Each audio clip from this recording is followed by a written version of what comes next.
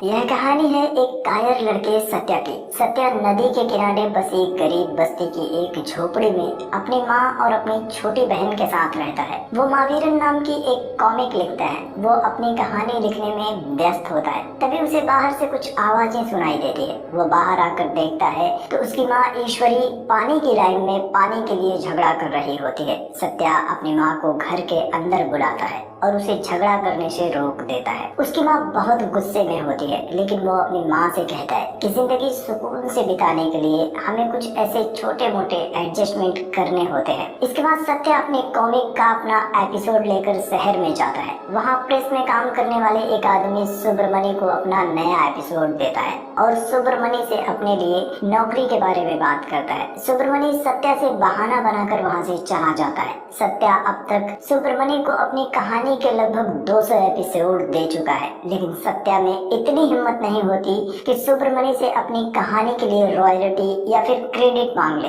और सुब्रमणि सत्या को प्रेस में नौकरी दिलाने का लालच देकर सत्या से उसकी कहानी लेता रहता है और अपने नाम से उसे अखबार में छपवा देता है। और एक दिन सत्या बस में वापस अपने घर जा रहा होता है। तभी वो देखता है कि एक लड़की नीला अखबार में छपी उसके कॉमिक्स को पढ़ रही है। सत्या मन ही मन बहुत खुश हो जाता है। उसी वक्त नीला को एक कॉल आता है और नीला पेपर पर एक नंबर नोट करने लगती है। सत्या नीला से अखबार छीन लेता है और उससे कहता है, तुम्हें नहीं पता इस कहानी को लिखने में कितनी मेहनत लगती है। नीला यह सुनकर सत्या से पूछती है कि क्या यह कहानी तुमने लिखी है। सत्या को अपनी गलती का एहसास हो जाता है और वो डर के मारे बिना कुछ बोले बस से उतरकर भाग जाता है। इसके बाद सत्या अपनी बस्ती में आता है, जहाँ पर एमएलए जय कोडी का आदमी भूपति होता है। वो बस्ती वालों से कहता है कि तुम सब अपनी ये झोपड़पट्टी खाली कर दो। एमएलए ने गवर्नमेंट स्कीम के जरिए तुम सब के लिए एक नई बिल्डिंग बनाई है और उस बिल्डिंग में तुम सबको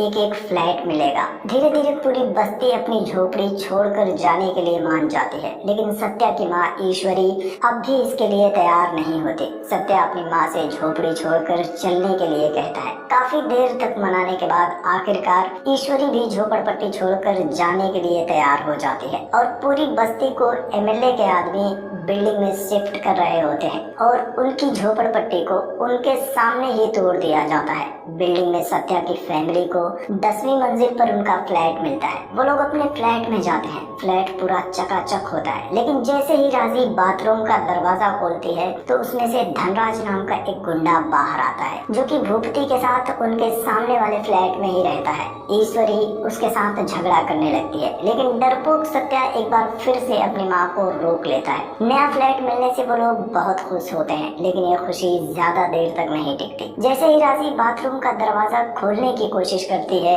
उसकी कुंडी टूट जाती है। ईश्वरी किचन में खाना बना रही होती है, तभी कढ़ाई में ऊपर से पुट्टी छूट कर गिर जाती है। लाइट भी आती जाती रहती है और सत्या अपने पापा की एक फोटो टांगने के लिए कील ठोकने की कोशिश करता है, लेकिन प्लास्टर उखड़ जाता है। ईश्वरी ये सब देखकर बहुत गुस्सा हो जाती है। बिल्डिंग में इंजीनियर्स के पास झगड़ा करने के लिए जाना चाहती है, लेकिन सत्या फिर से अपनी माँ को रोक लेता है और फिर से एक बार दोनों को एडजस्ट करने के लिए कहता है, लेकिन सत्या की माँ नहीं मानती और वो नीचे आती है। तब पता चलता है कि यह प्रॉब्लम सिर्फ उनके घर की नहीं बल्कि सभी के फ्लैट्स में है। दरअसल इलेक्शन नजदीक था, इसलिए एमएलए ने एक लो क्वालिटी बिल्डिंग बनाकर लोगों को फ्री में रहने के लिए दिया था, ताकि इलेक्शन में वो उनका वोट हासिल कर सके। लेकिन असल में तो वो बिल्डिंग रहने के लायक भी नहीं थी। हंगामा होते देखकर भूपति एमएलए के पीए प्रमो को कॉल करता है। प्रमो उनसे कहता है कि इलेक्शन खत्म होने तक कुछ भी नहीं होना चाहिए, सबकी कंप्लेंट्स ले लो और एक नया कॉन्ट्रैक्ट बनाकर ऐसा दिखाओ कि उन पर काम चल रहा है और सबको इलेक्शन होने तक टालते रहो। इसके बाद इंजीनियर एक कंस्ट्रक्शन पैच वर्कर कुमार को बुलाता है और उससे एक कॉन्ट्रैक्ट पर साइन करवा लेता है। कुमार अपना काम शुरू करता है। जल्दी उसे एहसास हो जाता है कि इस बिल्डिंग में पैच वर्क से काम नहीं चलेगा, पूरी बिल्डिंग ही खराब है। लेकिन कॉन्ट्रैक्ट की वजह से कुमार भी उनके साथ काम करने के लिए मजबूर हो जाता है। इधर सत्या एक दिन फिर से महावीरन कॉमिक का अपना एक नया एपिसोड सुब्रमणि को देने के लिए जाता है, लेकिन तभी नीला भी वहाँ आ जाती है। वो सत्या को सुब्रमणि कहकर बुलाती है और उससे कहती है कि मुझे तुम्हारी प्रेस में एक ऐड देनी है, तुम मेरे साथ ऑफिस में चलोगे। सत्या डरते हुए उसके साथ ऑफिस के अंदर जाता है, लेकिन उसे पता चलता है कि नीला प्रेस में सब एडिटर है। नीला अपने सीनियर्स को बताकर सुब्रमणि को नौकरी से निकाल देती है और उसकी जगह पर महावीरन कॉमिक के असली राइटर यानी कि सत्या को नौकरी दे देती है। इसके बाद सत्या अपनी कॉमिक को एक नया मोड़ देता है और उसकी बिल्डिंग में लोगों को जो प्रॉब्लम्स होती हैं, सत्या अपनी कहानी के हीरो महावीरन से कहानी में उन प्रॉब्लम्स को सॉल्व करवाता है। जो काम डरपोक सत्या रियलिटी में नहीं कर पाता, वो काम अपनी कहानी के हीरो महावीरन से अपनी कहानी में करवाता है। और एक शाम जब सत्या घर वापस आता है तो देखता है कि उसकी माँ को चोट लगी है। पूछने पर उसकी माँ बताती है कि राजीव वॉशरूम में नहा रही थी और वो गुंडा धनराज उसे झांक रहा था, जिसके बाद मैंने उसके साथ लड़ाई की। ये सुनकर सत्या को भी बहुत गुस्सा आता है और पहली बार सत्या धनराज को मारने की हिम्मत जुटाकर उसके पास जाता है। वो धनराज के पास जाता है, लेकिन धनराज और उसके साथी सत्या को घेर लेते हैं। सत्या गुस्से में होता है, लेकिन तभी भूपति उससे कहता है कि तुम अपनी बहन को कब तक बचा पाओगे, क्या तुम उसे जिंदा नहीं देखना चाहते। कायर सत्या उसकी बात सुनकर डर जाता है। वो उल्टा धनराज से ही माफी मांगने लगता है और फिर वहां से अपने फ्लैट में वापस आता है। वो दरवाजे पर पहुंचता है, तभी उसे ईश्वरी की आवाज सुनाई देती है जो राजी से कहती है कि आज अगर तुम्हारे पापा होते तो उन गुंडों के टुकड़े टुकड़े कर देते। लेकिन सत्या कायर है, वो उन गुंडों के पैरों पर गिरकर माफी मांग रहा होगा। ऐसा बेटा होने से तो अच्छा है कि वो मर जाए। सत्या दुखी हो जाता है। वो टेरिस पर जाता है। टेरिस पर उसने अपने कॉमिक कैरेक्टर महावीरन का स्केच बनाया था। वो स्केच से पूछता है कि आखिर इतने बड़े महावीर की कहानी लिखने वाला राइटर मैं इतना डरपोक कैसे हो सकता हूँ। सत्या बहुत दुखी होता है और किनारे पर खड़ा होकर सुसाइड करने वाला होता है। तभी उसे ख्याल आता है कि जिस फैमिली का ख्याल रखने के लिए मैं किसी से झगड़ा नहीं करता, मेरे मरने के बाद उनका क्या होगा। वो अपना इरादा बदल देता है और वापस मुड़ता है, लेकिन तभी उसका पैर फिसल जाता है और सत्या बिल्डिंग से नीचे गिर जाता है, जहाँ से एक नई कहानी की शुरुआत होती है। सत्या को हॉस्पिटल में लेकर जाते हैं। डॉक्टर्स को लगता है कि सत्या मर गया है, लेकिन सत्या के कानों में उसके अंतरात्मा की आवाजें आने लगती हैं, जो उसे उसकी कहानी का हीरो वीर कहकर बुलाती हैं। और सत्या अचानक से उठ जाता है। वो पूरी तरह से ठीक हो जाता है। सत्या की माँ उसे लेकर घर आ जाती है, लेकिन अब सत्या के कानों में लगातार उसके अंतरात्मा की आवाजें आती रहती हैं। वो आवाज सत्या को वीर कहती है और उसे उसकी कॉमिक स्टोरी की तरह ही डायलॉग्स के साथ लोगों की मदद करने को कहती है। सत्या उस आवाज से परेशान हो जाता है। वो सो नहीं पाता। वो अपनी माँ को बताता है। सत्या की माँ उसे लेकर कई सारे डॉक्टर्स के पास जाती है, लेकिन वो आवाज हमेशा सत्या को बताती है कि अब वीर यानी कि सत्या आगे क्या करने वाला है। धीरे धीरे सत्या को ये चीज समझ में आने लगती है। वो नीला के साथ स्कूटी से वापस अपने घर जा रहा होता है, लेकिन तभी वो आवाज सत्या से कहती है कि वीर ने यमराज की आंखों में आंखें डालकर अपनी मौत को चकमा दे दिया। तभी एक पोस्टर उड़कर नीला के चेहरे पर आ जाता है और उसका एक्सीडेंट होने से बच जाता है। उस पोस्टर में एमएलए जय कोडी का फोटो होता है और वो आवाज जय कोडी को ही यमराज कहती है, जिसके बाद वो आवाज कहती है कि वीर यमराज से युद्ध करने की ठान लेता है और अपने लोगों को बचाने के लिए वीर अपनी जान देने को भी तैयार हो जाता है। जान देने की आवाज सुनकर डरपोक सत्या फिर से डर जाता है। अगले दिन वो आवाज सत्या से कहती है कि यमराज ने वीर के किले में अपने पांव रख दिए। तभी एमएलए उस बिल्डिंग के कंपाउंड में अपने आदमियों के साथ एंट्री करता है। वो मंच पर जाता है, अपना भाषण शुरू करता है। इधर वो आवाज वीर यानी कि सत्या को यमराज यानी कि एमएलए से लड़ने के लिए कहती है, लेकिन सत्या पीछे हटता है और अनजाने में ही वो एमएलए के एक पोस्टर पर खड़ा हो जाता है। भूपति उसे पोस्टर पर से हटने के लिए कहता है, लेकिन वो पोस्टर सत्या की चप्पल से चिपक जाता है। सत्या उसे छुड़ाने की कोशिश करता है और चप्पल उसके हाथ से छूटकर हवा में उड़ता हुआ सीधा एमएलए के मुंह पर लग जाता है। एमएलए बहुत गुस्सा होता है, लेकिन एमएलए के आदमी उसे लेकर चले जाते हैं। इधर पुलिस भी सत्या को लेकर थाने चली जाती है। दूसरी तरफ सत्या की माँ को जब पता चलता है कि उसके बेटे ने लोगों के साथ बिल्डिंग में हो रहे अन्याय के खिलाफ आवाज उठाने के लिए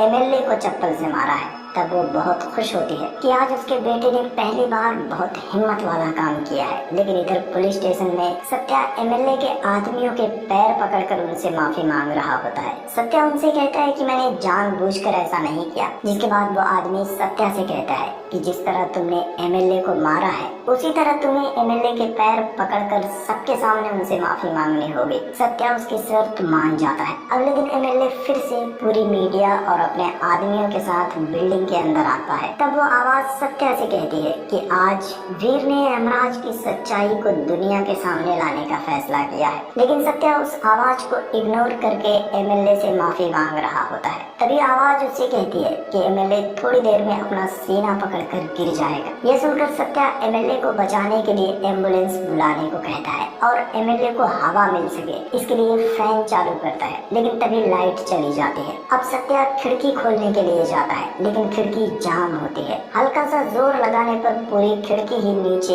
एमएलए की गाड़ी के ऊपर गिर जाती है। यह देखते ही एमएलए अपना सीना पकड़कर गिर जाता है और लोग एमएलए को लेकर हॉस्पिटल चले जाते हैं। सत्या की हरकतें देखकर प्रभु को शक हो जाता है कि सत्या यह सब कुछ अपनी मर्जी से नहीं कर रहा है। वो सत्या के बारे में पता लगाने के लिए कहता है और तब तक एमएलए को खामोश रहने के लिए बोल देता है। लेकिन एमएलए का ईगो हर्ट हो चुका था। वो भूपति और उसके आदमियों से सत्या को मारने के लिए कहता है। भूपति अपनी पूरी गैंग के साथ सत्या को मारने के लिए पहुंच जाता है। लेकिन सत्या अपनी अंतरात्मा की आवाज को फॉलो करता है और उन सभी गुंडों की जबरदस्त पिटाई करता है। बिल्डिंग में रहने वाले सभी लोग यह देखकर खुश हो जाते हैं और सत्या को अपना मसीहा मान लेते हैं। इसके बाद सत्या अकेले ही एमएलए के घर जाता है। प्रमु सत्या के हाथ पीछे करके भरवा देता है। इसके बाद सत्या प्रमु और एमएलए को बताता है कि मुझे मेरे अंदर की आवाज सुनाई देती है और वही आवाज मुझसे यह सब कुछ करवा रही है। लेकिन एमएलए उसकी बात नहीं सुनता और पीछे से तलवार लेकर उसके ऊपर हमला कर देता है।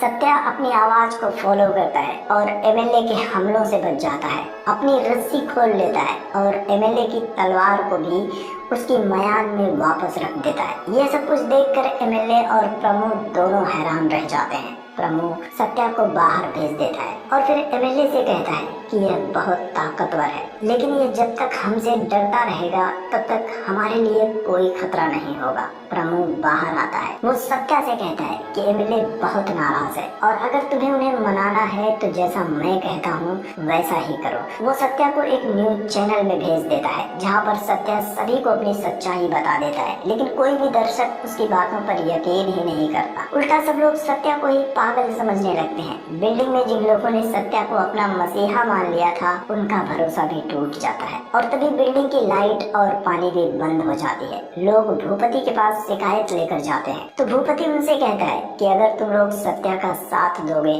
तो बिजली और पानी भूल जाओ। पूरी बिल्डिंग वाले सत्या की फैमिली के खिलाफ हो जाते हैं और सब लोग मिलकर ईश्वरी और राजी को घर से निकाल देते हैं। इसके बाद प्रमोद सत्या को लेकर एमएलए की फैक्ट्री में जाता है। वो सत्या से कहता है कि एमएलए अपना ईगो शांत करने के लिए बस तुम्हारी थोड़ी सी पिटाई करेगा। थोड़ी देर के लिए तुम अपनी आवाज को भूल कर उनसे मार खा लेना। प्रमोद उन दोनों को एक साथ छोड़कर चला जाता है। प्रमोद के जाते ही एमएलए सत्या की जबरदस्त पिटाई करता है और सत्या उससे कहता है कि मुझे जितना मारना है मार लीजिए, लेकिन प्लीज मुझे जान से मत मारना। सत्या के इतना कहते ही उसके अंतरात्मा की आवाज आती है कि जैसे ही वीर ने अपने लोगों के बजाय अपनी जान को बचाने का फैसला किया, उसी पल वो कायर बन गया और इसके बाद सत्या के कान में आवाजें आना भी बंद हो जाती हैं। सत्या को बहुत सुकून मिलता है, लेकिन एमएलए की मार की वजह से सत्या अधमरा हो चुका था। उसके आदमी सत्या को सड़क के किनारे फेंक देते हैं। तब पैच वर्कर कुमार उसे देख लेता है। वो सत्या की माँ को बुलाता है और फिर वो लोग सत्या को लेकर घर जाते हैं। उन्हें बिल्डिंग से निकाल दिया गया था तो अब वो लोग बगल में ही एक झोपड़पट्टी में रहने लगते हैं। उनकी परेशानी देखकर नीला भी राजी को अपने साथ लेकर चली जाती है। कुछ दिन बाद एक शाम को सत्या दूर से ही बिल्डिंग को देख रहा रहा होता है। नीला उसके पास आती है। वो सत्या से कहती है कि उस बिल्डिंग में रहने वाले सभी लोग मौत के साए में जी रहे हैं, तुम्हें उनके खिलाफ आवाज उठानी चाहिए। सत्या कहता है कि वो बहुत पावरफुल लोग हैं, मैं तो आम आदमी हूँ, मैं उनके खिलाफ आवाज कैसे उठा सकता हूँ। नीला कहती है कि जो आवाज तुम्हें सुनाई देती है वो तुम्हारे अपने अंदर का गुस्सा है जिसे तुम समझ नहीं पा रहे हो। तुम लोगों की मदद तो करना चाहते हो लेकिन डरते हो। और मौत का क्या है, क्लाइमैक्स में तो सबको मरना है, लेकिन मरने से पहले तुम क्या करते हो वो मायने रखता है। अब सत्या को याद आता है कि फैक्ट्री में एमएलए जब उसकी पिटाई कर रहा था तब वहाँ पर उसने बिल्डिंग के इंस्पेक्शन की फाइल्स देखी थी। अब सत्या उस लोकेशन पर जाता है जहाँ भूपति और उसके आदमी सत्या को रोकने की कोशिश करते हैं, लेकिन सत्या उनके सामने नाटक करता है कि जैसे उसे आवाज अब भी सुनाई दे रही है। वो गुंडे डर जाते हैं, उन्हें पिछली बार की मार याद आ जाती है और वो खुद ही सत्या के लिए गेट खोल देते हैं। सत्या फाइल्स को ढूंढने लगता है और तभी एमएलए वहाँ आ जाता है। उन्हें पता चल जाता है कि सत्या को अब आवाज सुनाई नहीं दे रही, जिसके बाद एमएलए सत्या को मारना चाहता है, लेकिन प्रमु वहाँ आ जाता है और एमएलए को इलेक्शन तक शांत रहने के लिए कहता है। लेकिन इस बार एमएलए गुस्से में अपने ही दोस्त यानी कि प्रमु को जान से मार देता है, क्योंकि अब तक प्रमु हमेशा ही एमएलए को बहुत कुछ करने से मना कर देता था। एमएलए भूपति और उसके आदमियों से जिंदा सत्या और प्रमु दोनों को समंदर में फेंक देने के लिए कहता है। भूपति अपने आदमियों के साथ समंदर में पहुंच जाता है। सत्या को अब भी कोई आवाज नहीं आ रही थी, लेकिन सत्या अपने लोगों को बचाने का फैसला कर चुका था, इसलिए सत्या खुद ही अपने पैर को पत्थर से बांधकर अपनी जान की परवाह किए बिना ही समंदर में कूद जाता है। बोट पर बैठे सभी गुंडे हैरान हो जाते हैं। इसके बाद वो लोग प्रमु की लाश को भी पानी में फेंक देते हैं और बोट के लंगर को खींचना शुरू कर देते हैं। तभी सत्या को फिर से आवाज सुनाई देती है कि